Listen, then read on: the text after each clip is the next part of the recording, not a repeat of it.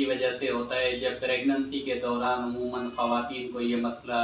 लाहक हो जाता है, या हार्मोन्स के डिस्टर्ब होने की वजह से ये मसला जो है वो लाहक हो जाता है। ये ऐसी फीमेल्स जिनका हार्मोन्स का मसला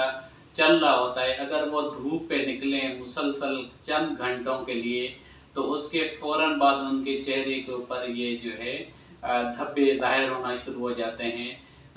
जो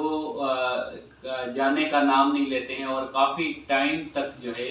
बहुत सारी क्रीमें इस्तेमाल करने से ये ख़त्म नहीं होते।